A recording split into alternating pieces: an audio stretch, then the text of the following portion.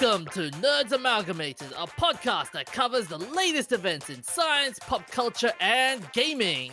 I'm the professor, aspiring game developer, sci-fi aficionado, and completely and undeniably a geek trying to take over the world. I'll be breaking down the news from tech to gaming. I am the DJ, a humble nerd, a big weeb, and a watcher from the halls of the multiverse. Just kidding. Anyways, I'll be breaking down all things comics to movies to anime. Join us and stay hydrated as we quench you with witty banter, unintentionally hilarious hot takes, and trivia more fun than a night at the pub, courtesy of Nerds Amalgamated. Welcome back to Nerds Amalgamated. This week we're talking about the rating change of Balatro, finally your children can play it, James Bond being sold to Amazon, and releasing the genetically modified mosquitoes. I thought you were going to go with the release the GM Mozzies or something along those lines. Well, I didn't. Anyway, our first topic tonight. A few weeks ago, Balatro, or however you want to pronounce it, because I don't think I've ever heard anyone officially pronounce it, was rated PEGI 18 because of the gambling element. I mean, it is technically a card game in essence. It's poker themed as well. Yeah, it's a card game themed after poker, but that's where the resemblance stops. Okay. And the publisher filed an appeal with PEGI, which got the complaints board to reclassify it as PEGI 12. Okay. Is that a good thing or a bad thing? It's a good thing, because PEGI 12 is basically a 12 and up rating, compared to PEGI 18, which is 18 plus. Okay. So with Balatro changing its rating and stuff, do you reckon this will enable more people to play it? I know it sounds a stupid question. Of course, it might be, but then yes, you will get more. I'm confused. I was gonna say, why but then wouldn't it? It's because it's like it's a card game, and kids and all, like. Yeah, well, Pokemon had actual gambling in it up until 4th gen, I think.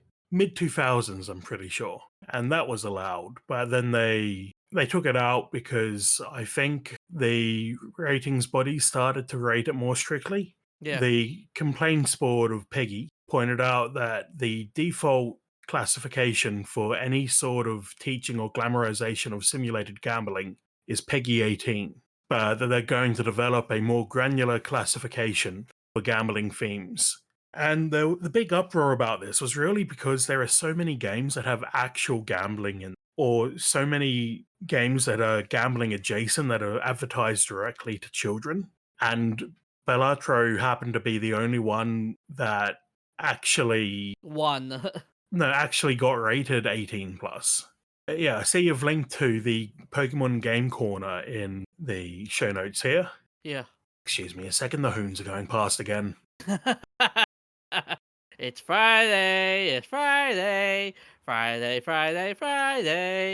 For a second there, I thought you were going into Rebecca Black. No, oh no.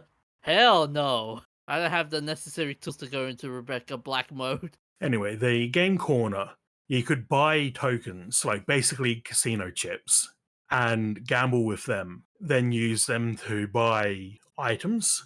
And this is all in-game currency, so it's not like we have a huge problem with it, like with other games that use real-world currencies, or that have multiple in-game currencies that you can buy with real-world currency. And they had them up until the Sinnoh games, which were, let's see. Sinnoh was 2nd gen, was No. Sinnoh, Johto, I think, was 2nd gen. Oh yeah. Sinnoh was 4th gen. Yeah, so they had them in 4th gen, but then removed them from future games. And in the remakes of the 3rd and 4th gen, they replaced them or closed them. Yeah. Though I do remember the early Pokemon games specifically portrayed gambling as something bad people did. Because in the first 2 games, I think, the Game Corner was run by Team Rocket, and they were running evil rocket business out of the basement.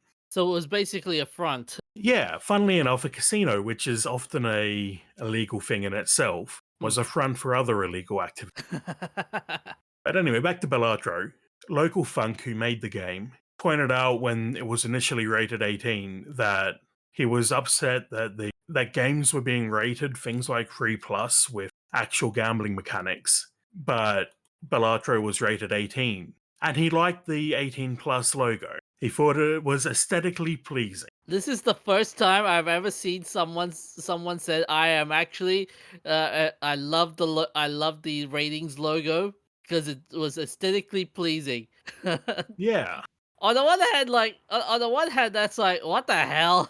On the other, like okay, the design looks okay, but I wouldn't want it on a game cover. That just ruins the art entirely. It's like a watermark on someone's artwork. Like put it plaster in the middle of the artwork. You're like disgusting. Now I can't fix my I cannot fix my eyes away from the watermark, even though the artwork looks beautiful. Yeah, anyway, I think it's important to note that PEGI and ESRB aren't actually government bodies. They're industry bodies working. Basically, they're there to discourage governments from properly regulating the games industry. Because when someone says to the government, how can you allow this product to be sold? They can point to PEGI and ESRB and say, it's being handled by this organization, go complain to them about the rating. But they were all founded around the time that government started looking into regulating games and movies. And on a complete tangent, it makes me wonder why books have never had a rating system. Oh dear God! Can you imagine, like your Lord of the Rings book rated R? Yeah, I remember, what was his name? Anthony Horowitz, I think is his name, wrote the Alex Rider books. He wrote a series called Cherub, which were explicitly labeled not suitable for children. But I think that's all voluntary. I don't think there's any industry rating board for books. I think those books would be under the classification board, wouldn't they? Like which books would be legal and which wouldn't be legal. Was it recently the classification board went very heavy on very spicy adult anime book 2 or 3 years ago. I missed that, I think. Yeah, they But the classification board could probably block books from being released if they cared to.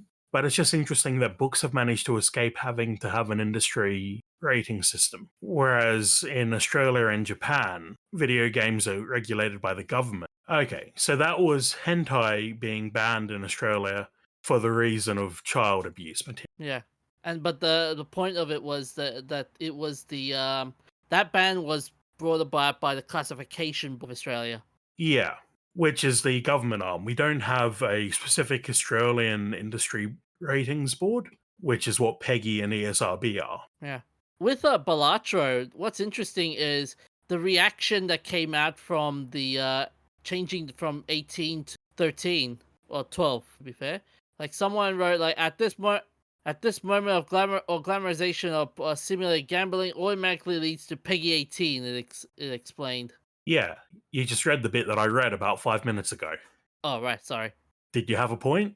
The point I was trying to the entrance going to be like how this game, even though it's PEGI 18 and it's in the PEGI system, how will the other rating companies for rating systems from other countries, like let's say America, for example, because ESRB is totally different from PEGI, correct? Yeah, ESRB is more North American oriented, Yeah. I think. Will the ESRB follow suit to the Yeah. PEGI system, or will it be different? Will the Australian rating system be different from the PEGI system?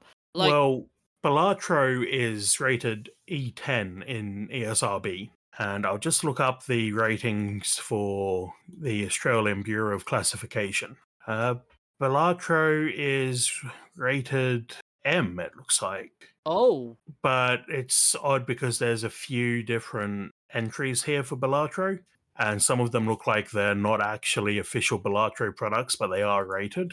I don't know, I haven't played Balatro, so I don't know how much, like, what the DLC's called or anything. But it says here Balatro on the 28th of January was rated M for simulated gambling. And also Balatro on the 17th of February was rated R18 for simulated gambling. But then there's also Balatro's Journey - card games and Balatro Master that are rated G. There's too many Balatros, damn it! Yeah, so I'm confused by it now. Yeah, it doesn't look like there's any DLC for Balatro. So maybe this is some fake knockoff Balatro as well that people have pushed through to get classified so that they can skim a few bucks off people thinking it's the real thing. Because you wouldn't go to the Bureau of Classification. You'd have to file a copyright lawsuit about that. Yeah. Yeah, this looks a Balatro Journey card games. Yeah, this looks like it's a mobile phone game for Android. Yeah, and I'm pretty sure Balatro was getting an Android port. Yeah. I don't know if it's out yet, but it's really common to see popular games get knocked off by unscrupulous developers. And this looks exactly like that. Yep.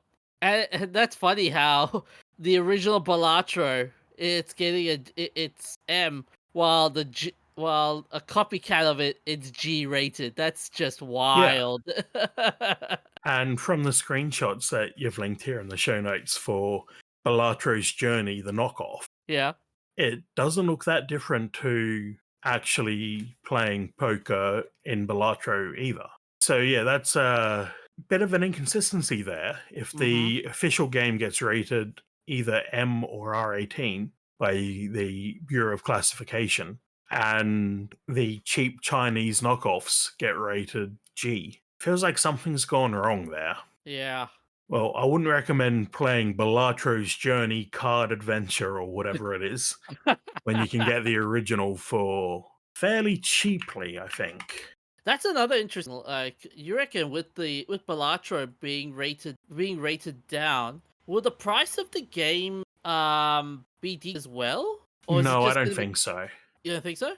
I don't think the local funk would want to do that. I think it's possible sometimes people will modify the content of their game to target a particular rating system so that they can access a particular market. Like it's a known fact that R18 movies do worse in cinemas than M15 because they are rated so highly. You're cutting out a not a huge chunk, but a reasonable chunk of the audience who are too young to go and see R18. Yeah. Like M is I think it's a parental advisory level. So it's there basically as a warning to parents. This may not be appropriate for your children. M15 is when they start to restrict people actually entering. And R18 has a rating for movies and games restricts your audience by people who are too young, and also because there's a certain, I'm not sure what the word I'm looking for here is, but there's a certain element of not wanting to be associated with that. You'll see that theaters refuse to run R18 movies Okay. because they don't want to be associated with being like the porno theater, even if it's not actually it's not a pornographic film. It just happens to have hardcore nudity or whatever it is that it takes to get rated R18. So by their logic, like if it's a Tarantino film and it's all blood and gore, it'd be like, oh no, sorry guys, it's a porno, it's not a porno, it's a violent, but it's R18. That means it's porno, though, right? Yeah, so there is an element of people who push back against R18 movies because they're corrupting the children, even though the children can't go in and see them. Yeah, but Um, then you get the odd idiot or two that'll try and sneak in.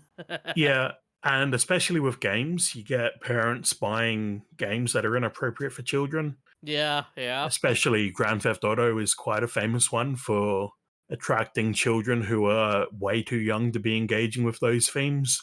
Yeah, what's a Tarantino movie? Kill Bill. Inglorious Bastards, that's it. Oh, okay, yeah. Great. That is only rated M15. What about Kill Bill? Yeah, Kill Bill Volume 1 is rated R8. Oh, I got here Volume 1, but then the website hyperlink is saying Volume 1 and 2. I'm like, ah, confusing. It Okay. could be a box set, in which case Yeah. it will be rated as the highest level rating, because that's what you have to do, basically. You're rated based on the most explicit and objectionable content in your product. just because you dilute that with a bunch of, like, if you made a box set of GTA and a bunch of Hello Kitty games, Huh. you would still be rated M or M15, whatever GTA is, because it's got the GTA content in there.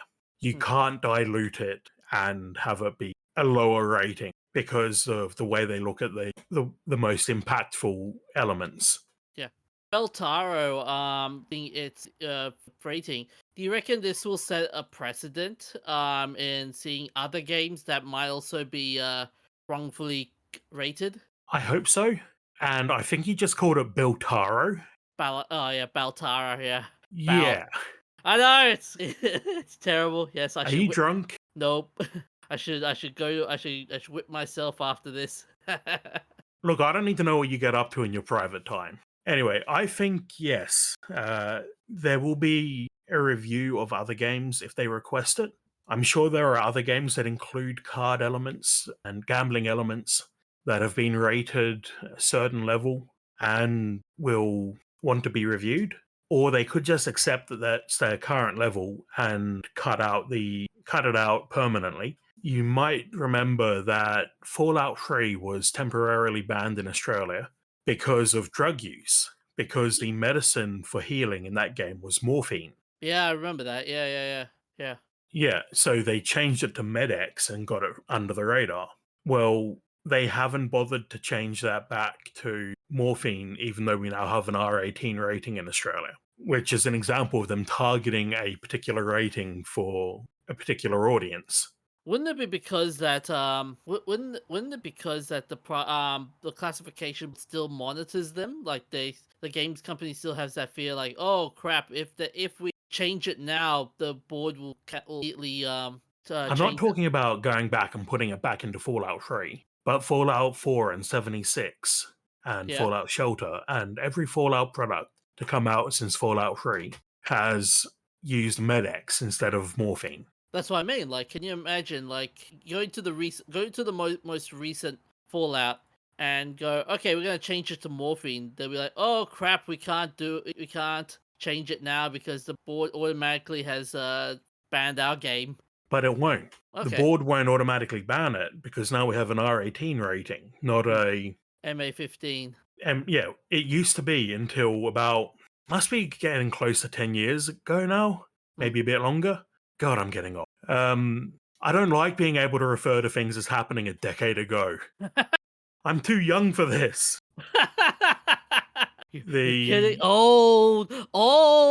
I tells ya, old. Sorry. Yeah, now I've lost my train of thought. We didn't have an R18 rating for games, Hmm. so anything that would come under R18 was an insta ban. Yeah. Which is why Left 4 Dead 2 had a content filter on Australia. It was still able to be sold here because they cut out the highest level violence. Things like dismemberment and enemies being set on fire. They would, like, if you threw a Molotov, they would effectively be set on invisible fire. That sounds weird. Yeah.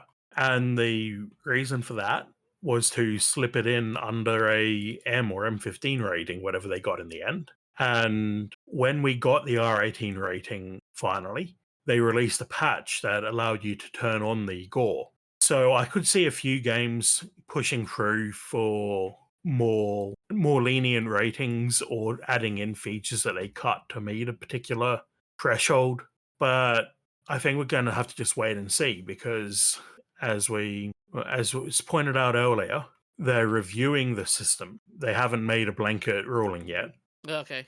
And it really depends on what sort of games were getting 18 plus ratings because of the gambling. When lots of games like Local Funk used EA Sports Football Club as an example, they slip in gambling and gambling references through the loot boxes and stuff and get away with a much younger rating. I think it said that they were rated 3 plus. Yeah. So, yeah, it'll depend on whether anyone's actually been locked out of a rating level because of gambling elements, whether they go back and change it, I think. Anyway, let's segue on to Casino Royale. So, you've heard of the recent with the Bond franchise and what's happened to recently? Amazon is buying all of the James Bond property. They're Yep. not Oh, like they were funding it, I believe, yeah. but have now made a deal to buy the whole thing. Yeah. Yeah.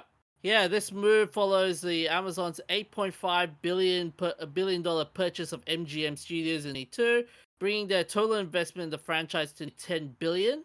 So the acquisition allows Amazon to develop new films and spin-offs without requiring approval from the Broccoli family, who will remain co-owners but step back from creative oversight. And a couple of Bond actors were happy about it. So, for example, Daniel Craig, recent Bond actor, he congratulated, expressed interest in the collaborations. But there are a couple of naysayers as well. So, for example, Timothy Dalton, who you may know from the Living Daylights.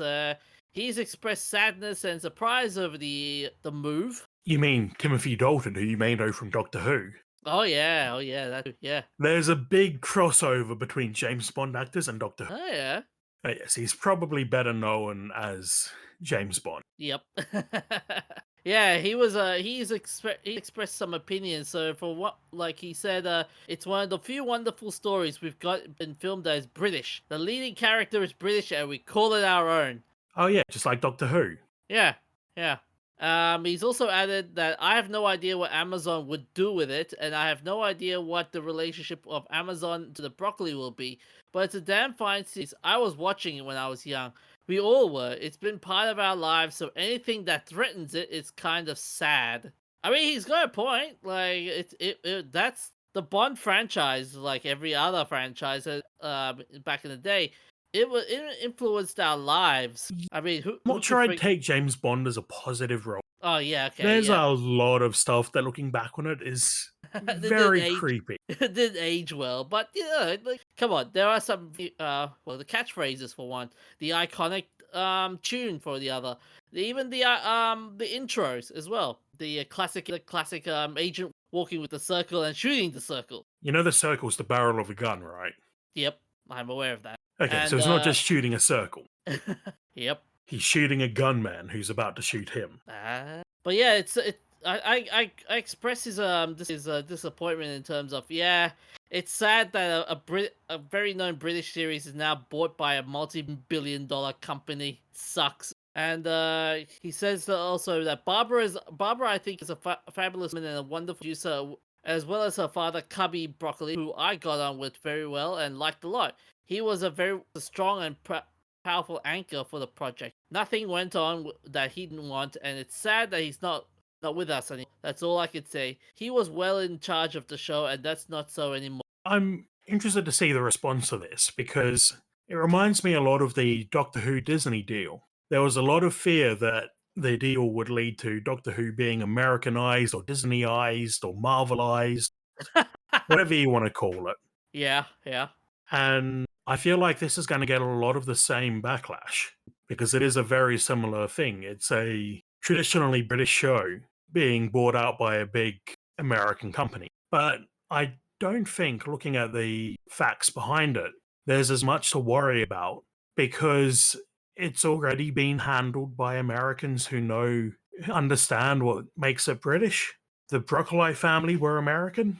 So I think if anything goes wrong with it, it will be because of Amazon running it into the ground, not because of Amazon turning it American. See, it's funny you mentioned that because I remember a couple of months back when they initially the Broccoli family Amazon came. They were trying to make a new Bond movie, but then Amazon came in and said, "Hey, let's do a Bond series." And Amazon and Broccoli went, "No, screw you. I want creative control."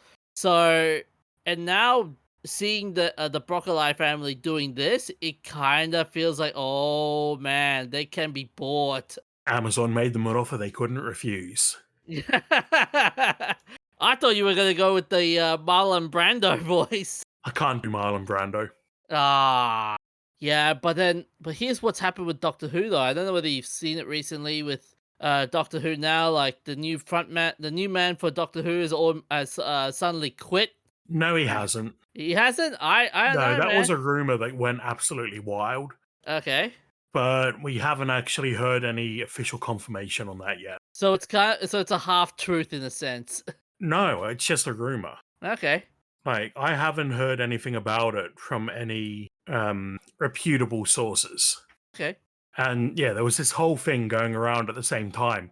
Gatwa has quit. Doctor Who has been cancelled. But no, neither of those have officially happened. There's still a contract for another season with Disney. So Yeah. there were 2 seasons sold to Disney.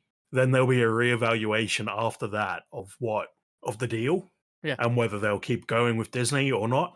But no, there's people have always wanted to jump on Doctor Who as being cancelled, but they never really Looked deeper into the beyond the headline. yeah, there's a lot of people who for some reason have made it a big part of their personality to jump on every rumor that Doctor Who is being cancelled. And they're always wrong. One day they'll be right and they'll be like, "See, I was right." But, boy who cried wolf. Okay, speaking of, see, I was right. Okay, remember where we were talking about the gender bent bond? A couple of Yes. episodes ago. Now that Amazon has the power, you reckon that's gonna happen? Yes. And I also specifically remembered you said about the Bond. I think you and I were discussing about the Bond guy. I reckon that's gonna be a thing. That's gonna be a reality. I mean, it has to be. If you're going to gender bend Bond, Yeah. then you've got to have a hot Bond guy. It's just part of the formula. I don't know whether they're gonna do a hot gender bent Bond guy though. Like, I mean, like with the look at with the way modern cinema is always going, like they will always do the whole like the strong Bond girl, and then they'll make the Bond guy look absolutely ridiculously stupid. So they might go through that direction. Yeah, but it would just be in fitting with the tradition where the Bond girl is absolutely incapable and it's just there to scream. And yeah, look, my point that there's a lot of James Bond that hasn't aged well, apart from the sexual assault scenes. There's also that the Bond girl is often there just to scream and look sexy. Yeah, the eye candy, the eye Yeah, candy. Yeah, the they eye did candy. change that a bit in the later Bond movies. Yeah. I haven't actually seen any since Skyfall, so I'm not sure how it goes after that. But even Skyfall had a really uncomfortable scene where Bond gets into the shower uninvited with the Bond girl. Oh Like yeah, just yeah. after she's told him a story about how she was abused. I think yeah, that was not a very, that did not age well. Hell, I remember seeing that in the cinema and thinking, what the hell? But what's going to be interesting is the direction, like so now with like as I was going to say, now that Amazon's got hold of it. How are they going to change that direction? Like will its influence change the tone and storytelling of James Bond films? Like are we going to see, like, instead of just every Bond film that we've seen, it's just moody and gritty and stuff. Are they going to make it into like your MCU movies where it's just all happy, haha, yeah, there's a odd joke or two there, like, I'm and hoping since they already have the experience, hmm, they're not going to do that. yeah, Because it would mean they basically have to throw away their whole team that has already made a couple of decently received Bond films. yeah, Like I don't remember what the reception was for anything after Skyfall, but they weren't like trash talked much. no. Well, So the No Time to Die one, it was talked about, but it was more of it was the death of Bond, the final yeah, Daniel Craig film, yeah, and they kill off Bond, and which spoilers, sorry. Oh, it's Um, a couple of years old, like. yeah, if you manage to miss out on that spoiler, I envy. But whatever their plan is to revive Bond, because this isn't the first time they've actually killed Bond off. Oh Like yeah. you only live twice. Wait, that was killed off? I don't think that Yeah, was killed off. it opens with James Bond being buried at sea, and then it's like surprise, he's not dead. Oh yeah, he faked his death. Yeah, I remember that scene. That was weird. Totally weird. Yeah, so what will they do to bring him back? I wonder. And yeah, and what you were saying earlier with how with Timothy Dalton as well, saying that he's a British character. Like, yeah, there is always that question, like, will Amazon's involvement Americanize James Bond too much? And yeah, will it impact Bond's status as a British cultural icon? Like, can you imagine, like, now Bond is now an American guy?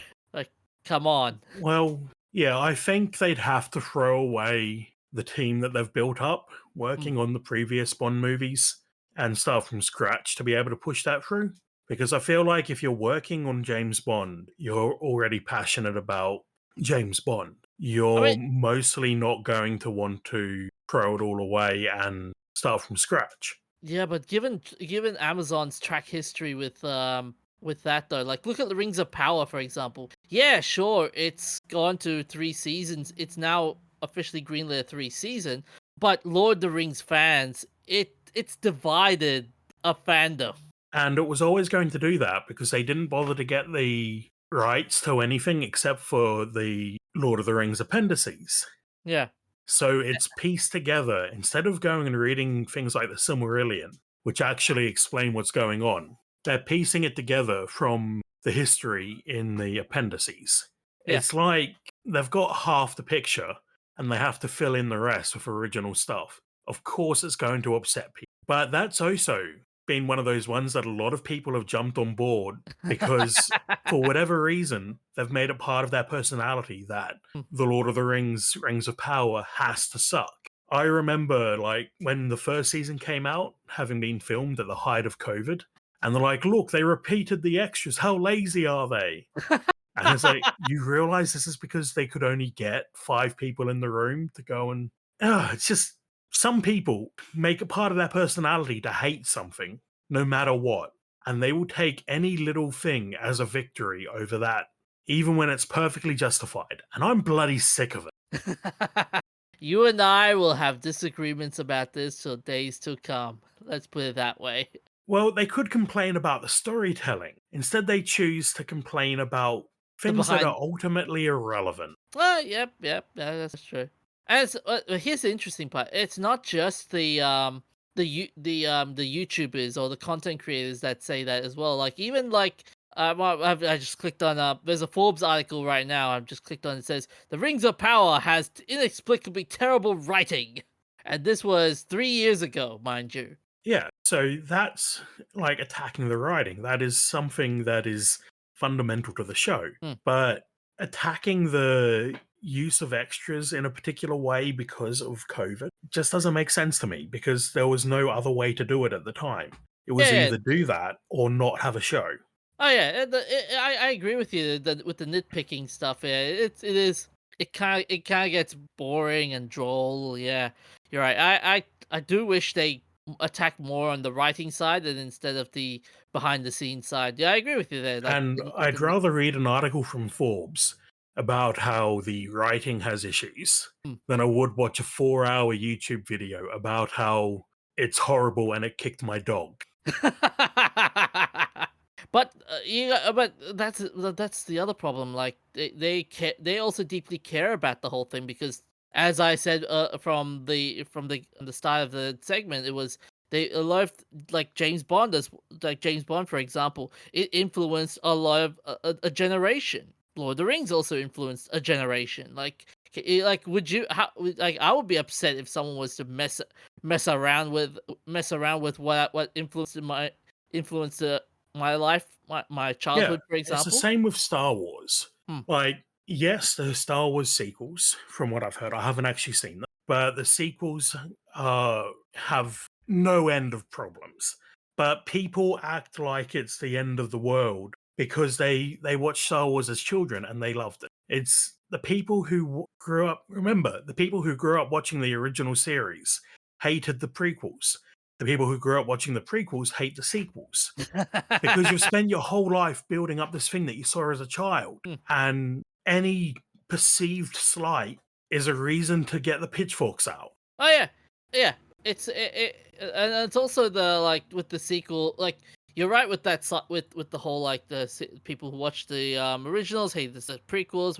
People at the prequels hate the sequels. I think it's also because of the whole like And I think what I'm fearing as well with now Amazon buying with getting the franchise, Bond franchise, it's the whole not respecting your audience. Like like with the amount of effort, with the amount of research they've done, how lazy it's going to be in the near future, kind of thing. So I think that's why people Well, are don't genuinely shit on upset. it until it happens. Okay, I agree with you there.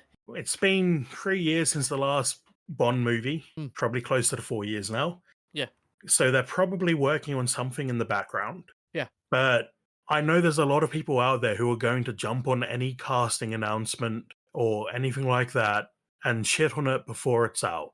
And you don't know, that casting might seem weird, but it might turn out to be the most amazing thing ever.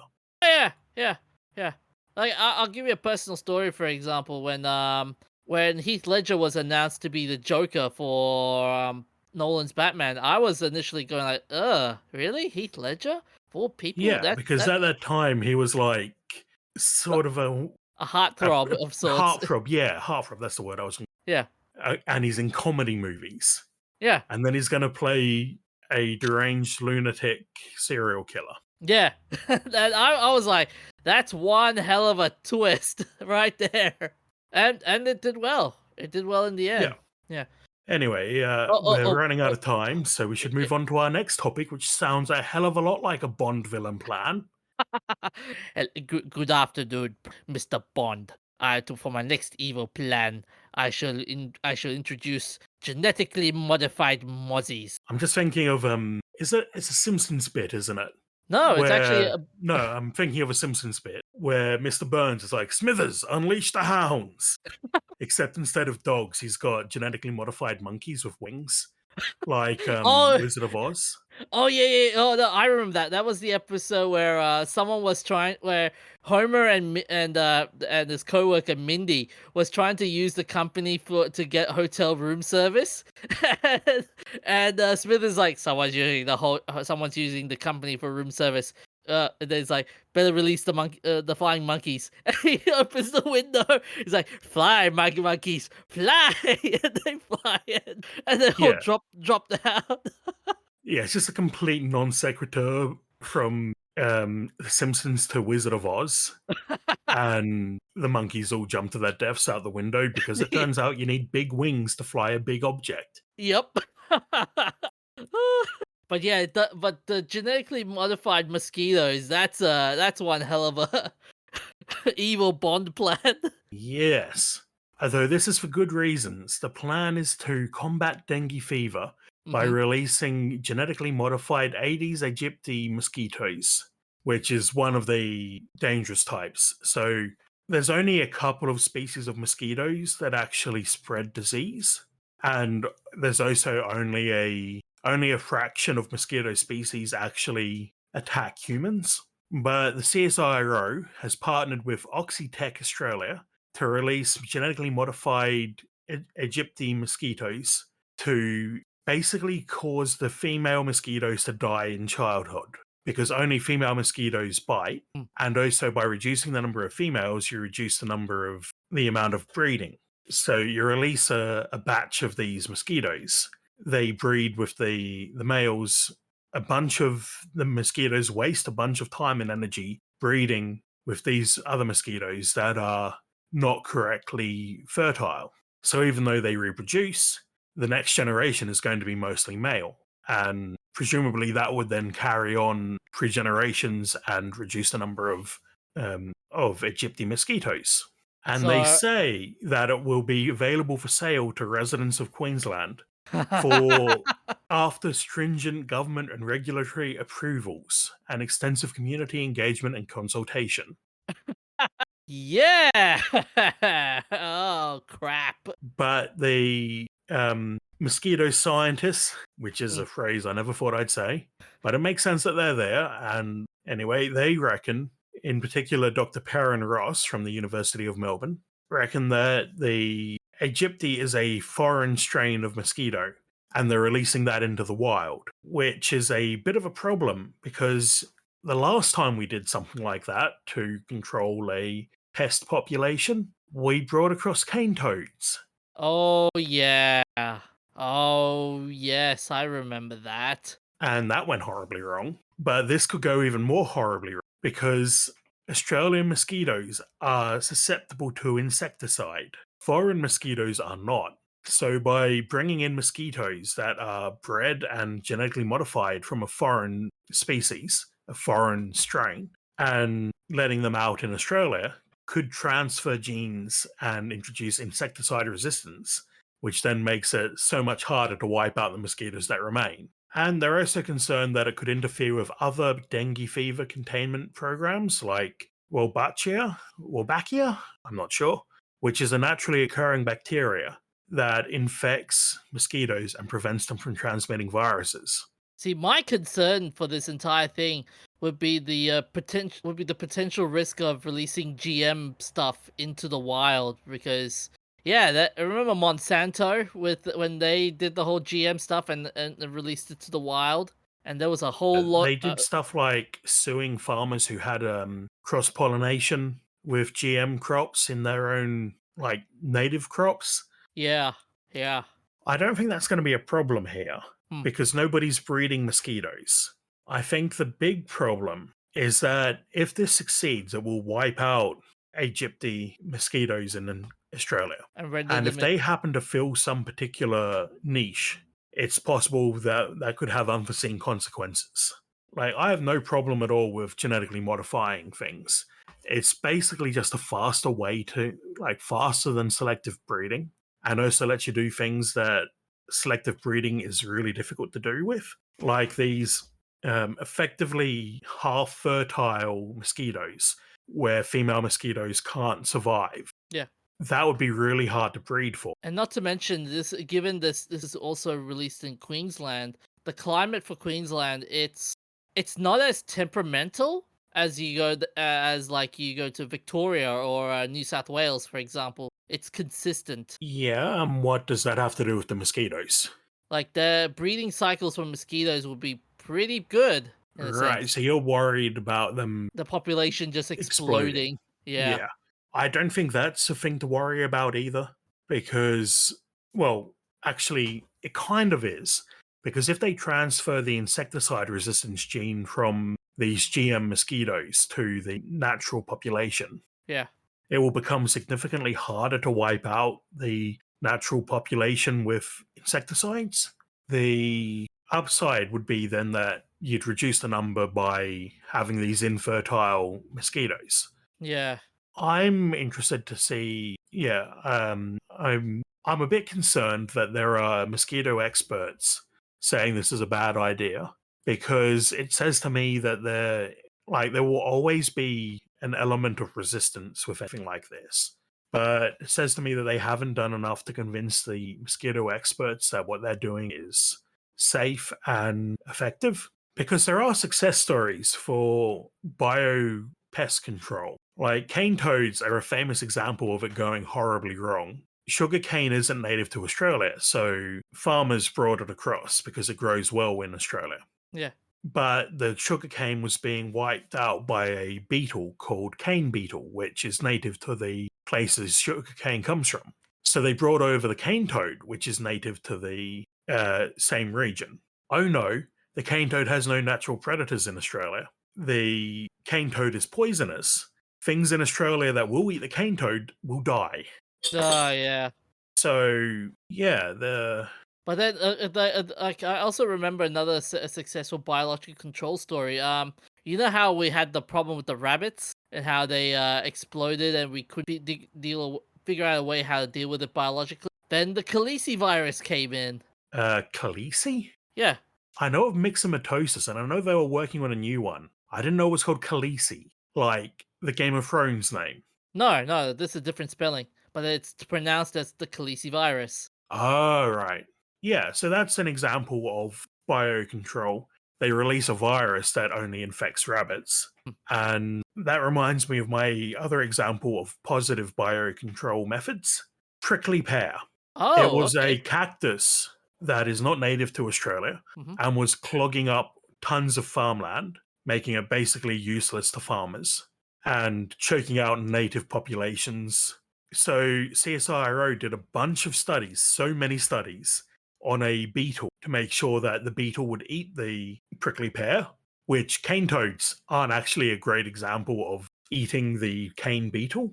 So they are particularly poor at their job and are basically killing everything else instead.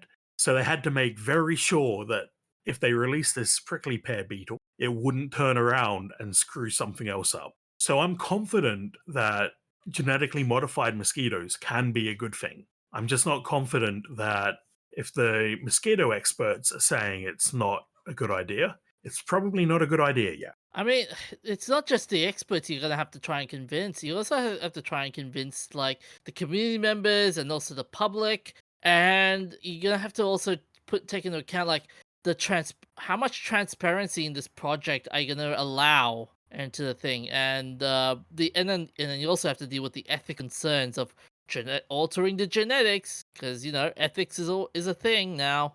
Ethics has always been a thing. It's always been a thing, but then not many people use it. Not many people like the term ethics. Oh, tell me about it. I'm studying ethics at uni at the moment. Uh So far, it's all been fun trolley problem stuff, but I'm reading ahead in the textbook and it gets deep.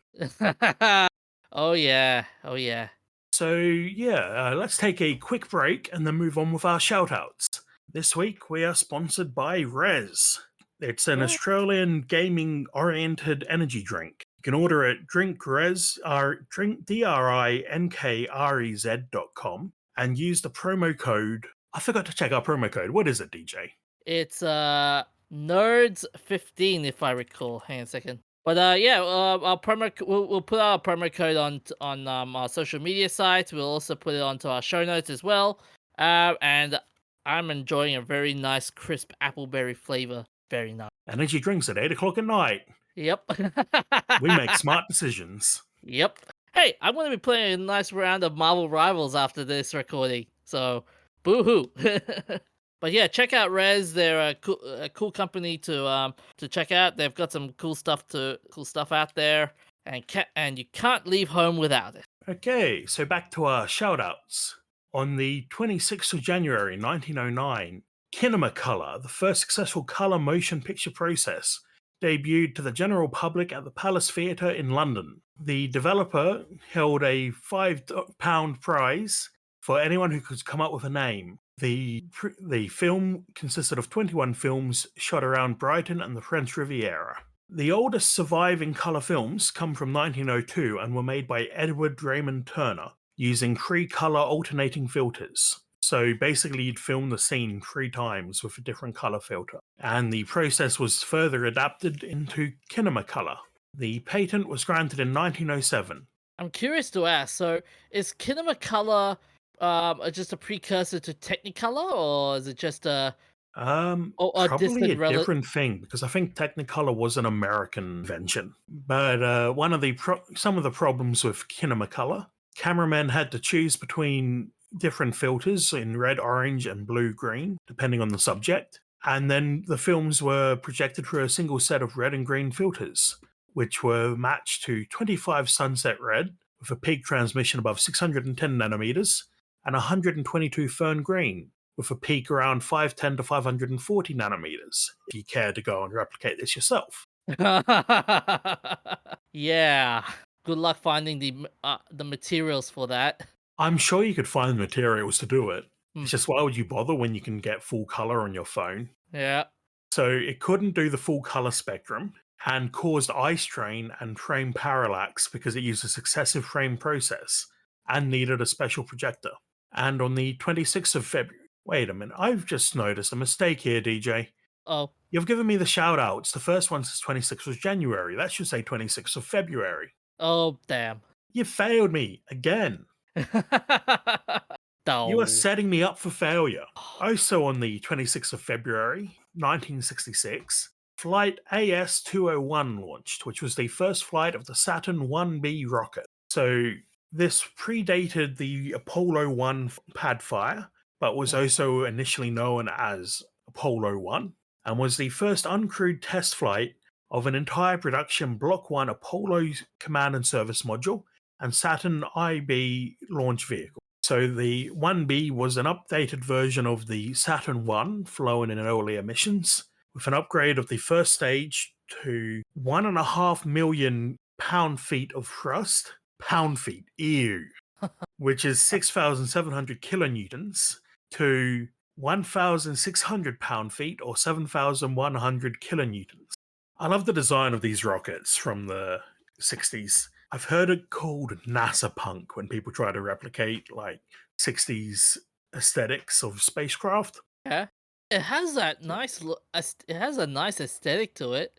Yeah, Yeah, I can see where you're coming from with this one.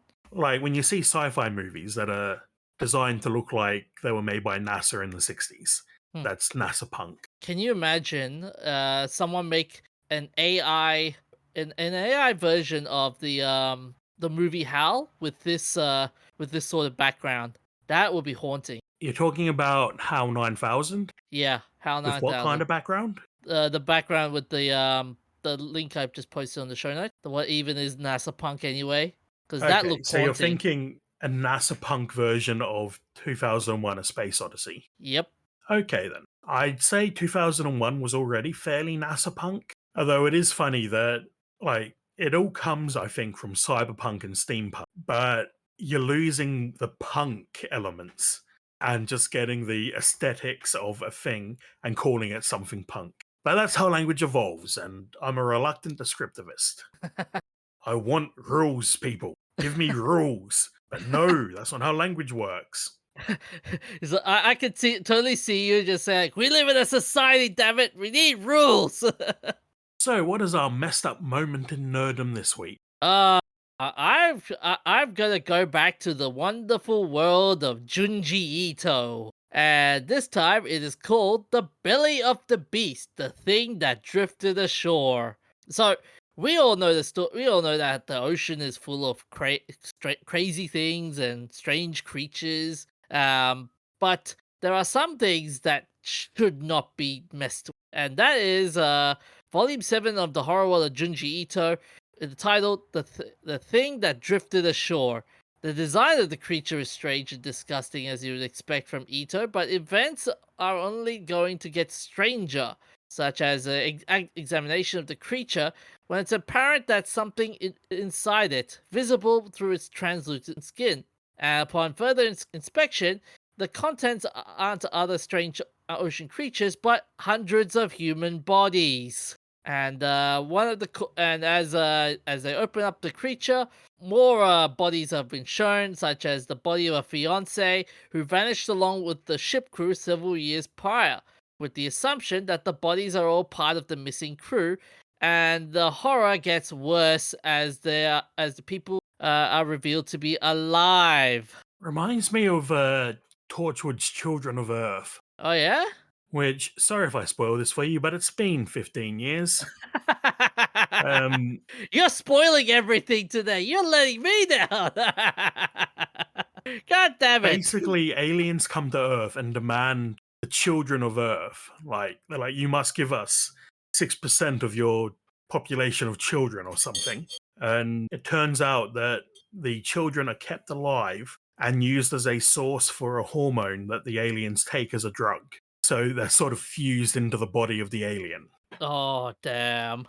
That's nasty. Isn't that is that the one where Harkness originally gets no, not originally. Harkness uses his immortality to its full potential. He does that a lot. So I'd say there's a few events where he uses his power to his full potential. Yeah. Like the time he's buried alive for 2,000 years. Yeah, he's the only survivor after the aliens lock down the building they're in and kill everyone with gas.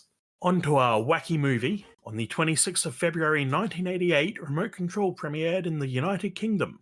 And this is a movie about a video store clerk discovering an alien plot to take over Earth by brainwashing people with a bad 50s sci-fi movie. And he must stop the tapes from being distributed worldwide. And he must do it within 7 days. Yes, that's what that reminded me of too. So in this movie, Johnny Depp auditioned for the role of Georgie, but didn't get it. Jeff Lieberman slept in the director's trailer during the shooting of all scenes at the video rental outlet. Talk about breathing in the atmosphere. Yeah, method acting. Uh-huh. And when Kevin Dillon plays the remote control tape in the video store, one of the tapes on top of the VCR is Rumblefish, which his brother acted in. Kevin did his own stunts, and this one's a bit awkward, but Jeff Lieberman cast all Asians as the aliens, as a tribute to Japanese sci-fi movies from the 50s and 60s. I'm not sure that would fly today. Nah, it wouldn't fly. Well, that's all we have for this week. So look after yourselves, stay hydrated, and we'll see you next week. Stay happy, stay nerdy, and check out Res Drink Res with our discount code NERDS15. That's NERDS 15. Stay happy, stay nerdy. See you guys.